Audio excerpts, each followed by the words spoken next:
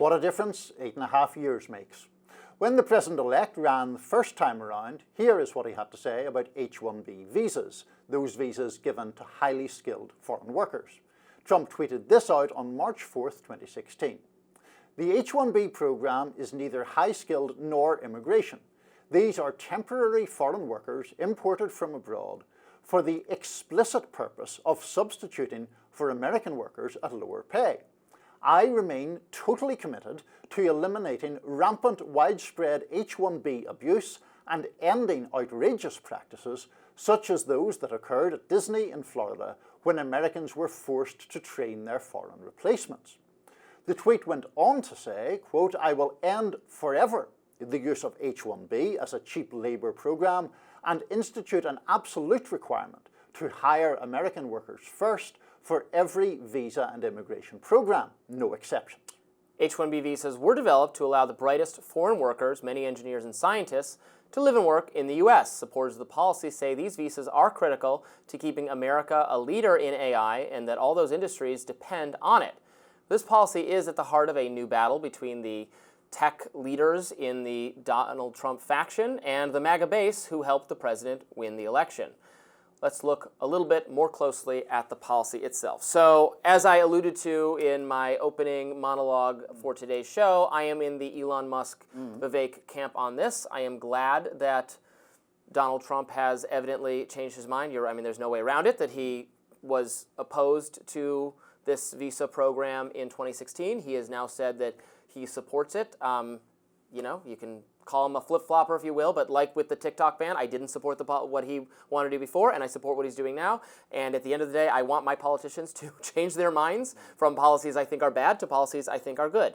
We can certainly make changes to the visa program, so I understand from having listened to the more restriction people that these people come in and because what they're trying to do is get green cards, they can work for less and they have maybe less labor sort of power because the benefit to them coming to the country is so great and they're not subject to some other restrictions on native-born workers who are trying to exchange their labor for value, and that's not really fair. So I am certainly open to revising that so we're all competing on an even playing field.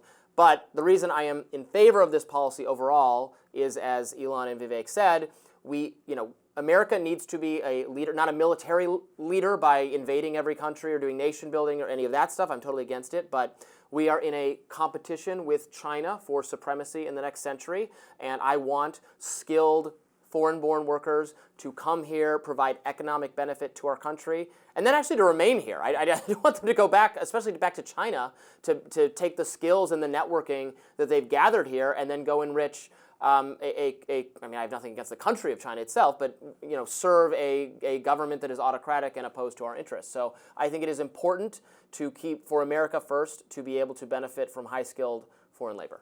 So here is a very strange scenario that I find myself in this question, which is finding common ground with Steve Bannon and with Laura Loomer, which is not a position I'm accustomed to being in. But here is what I think is really interesting about the way politics is changing right now. The Bannon and even Loomer argument, really, is that this is a program that benefits oligarchs more so than it benefits regular folks. And I think that there are legitimate points to be made in support of that argument. One is the fact that the visas are specifically tied to the employer. So therefore, it just stands to reason that someone on one of those visas will be more reluctant to make a rumpus about working conditions, pay, or anything else. Then there is the separate argument where the Department of Labor insists that the people on these visas have to be paid the prevailing market wage. Now, that just doesn't seem to be true. For example, in 2017, there was a study from economists at University of San Diego and University of Michigan. They found that tech wages overall would be 5.1% higher if this program didn't exist.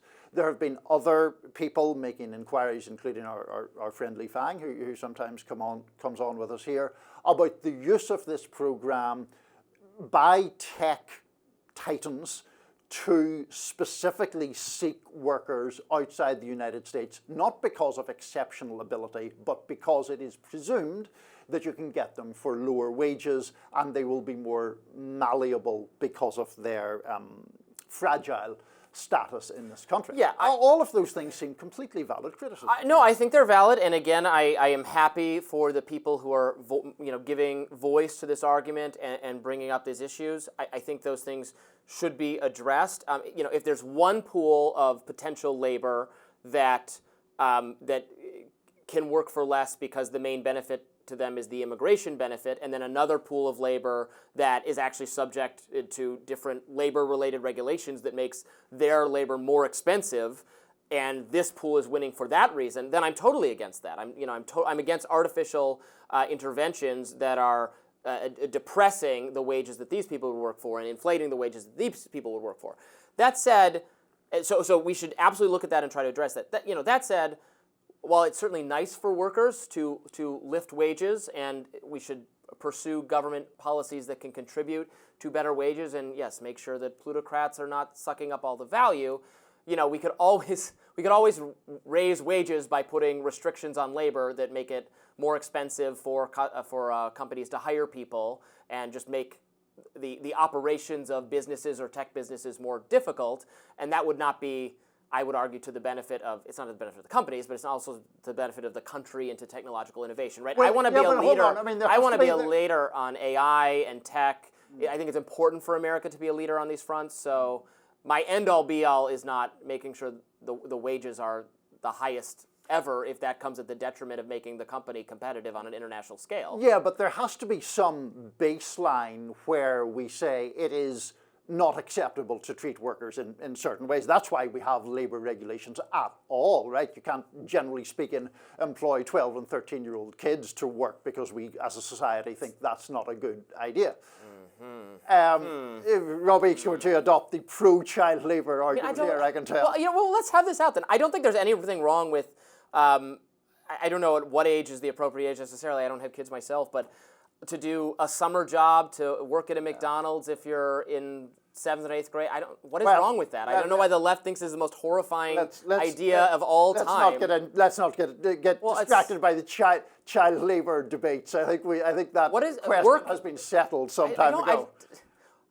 Yeah, and I think we end up with a lot of entitled people who've never worked a day in their lives. There's nothing wrong. Didn't you have an experience of doing even some difficult manual labor type job, like yard work or something at that age? I certainly did. I didn't think it was a crisis. I come from a country that used to send children up the chimneys to clean chimneys. We decided that was a bad idea. And we decided. That. Yeah. We as society, Robby. Okay. Anyway, the point is that there is a whole argument about these visas as to whether they in fact are purely for the benefit of corporations to the detriment of American workers. Now, one can certainly make the argument that it is in the country's interest to draw talented people to the United States. I agree with that.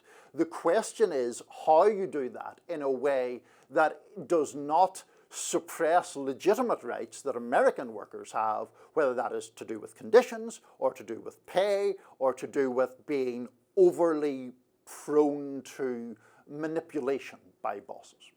Yeah, I don't disagree with that, but ultimately it's a matter of priorities, and I think the more restrictionist people are underrating the importance of having America dominate in the tech sphere in particular. Our policies, honestly, with respect to speech and the First Amendment, have made Silicon Valley the hub of technological innovation on planet Earth. Europe could never have something like this because EU bureaucrats want to attack every person who builds something for any reason, and same in other parts of the world. And so we need to, I think, protect those industries, not with protectionist policies, but with making it easy enough, not with no restrictions and with no forethought for keeping the country the same culturally or whatever the other considerations are, because that's a lot of it from the nativist perspective. And I don't mean to be using that word dismissively, because obviously I think these people have something to what they're saying, that we America is not just an idea, it's not just we can take in any number of people. not from here and remain the same social character. Those are a lot of arguments they make as well. Again, I'm not dismissing all of this, but my priority is making sure the innovations we want to see in the tech space, which overlaps with important medical treatment, making us live longer, healthier lives. That progress itself is very important for our country, for people who live in our country, for the world, and that should not be left out of the conversation. No, I agree with that. I'm just fundamentally skeptical that oftentimes, I mean, is the shortage of that level of skilled labor in the tech space really as grave as Elon Musk or Mark Zuckerberg or other people argue, or do they have the ulterior motive of lower wages and a more manipulatable workforce? Really, is that really what it's about? But we want to make sure we get in those Elons, those Einsteins, those people who could have had a very different life if they were trapped in their home countries, and because of the fantastic character of America and its regulatory regime and its government, we allow human flourishing. Yes. We want to make sure we keep that up. Even from Ireland. Even from Ireland, yes. We love our immigrants from Ireland here on Rising. More of our show right after this.